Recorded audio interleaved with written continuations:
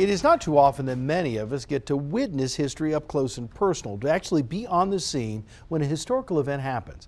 It's even more special if you were part of that event.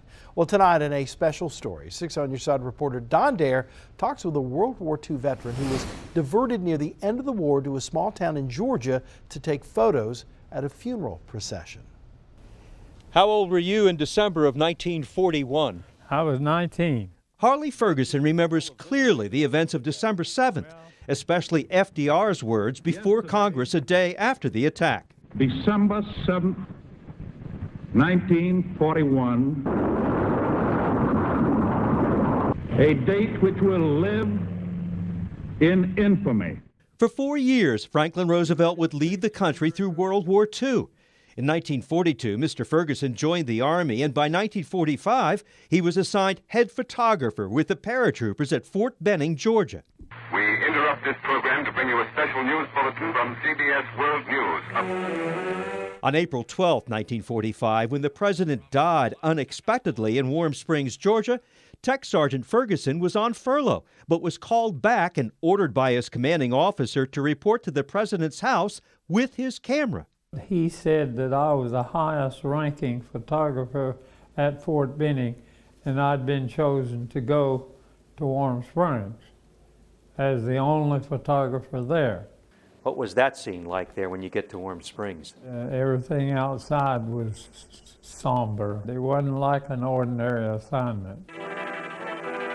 FDR's Georgia home was called the Little White House. Together with his commander, Sergeant Ferguson would be given complete access. I made some photographs in the house, one photograph in the house, and then some coming out of the house and then loading up on the train. When told about the train, he knew the picture he wanted. So that was my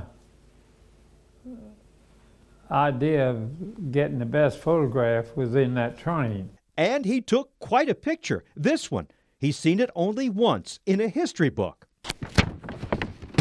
He took a good long time studying it before speaking.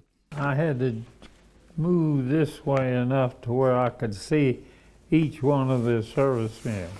And that's what you wanted to do, is see all Yes, four of them, didn't you? That's right. Yes, sir. Here is the motion picture version of the honor guard around the casket. Mr. Ferguson remembers well jockeying around that film cameraman. Hundreds of people had gathered to see the train move out in its 24-hour trip to Washington. Mr. Ferguson got off before the train moved out, and his commanding officer took the undeveloped film with him. And I sent them back to Fort Benning with Captain Tukey. I never did get to see them. And why not? Well, because I was on furlough. Harley Ferguson would go on to have a successful career as a commercial photographer in Knoxville, where he opened a studio in 1963. His prize photo is featured at the FDR Library in Hyde Park, New York. I was part of history. Yes, sir, I was. I was a witness to it. I'm proud I had the honor to do that. Harley Ferguson still takes pictures, though not as often as he used to. His last big assignment was a group shot of everyone at his independent living home in West Knoxville. Don Dare, 6 News.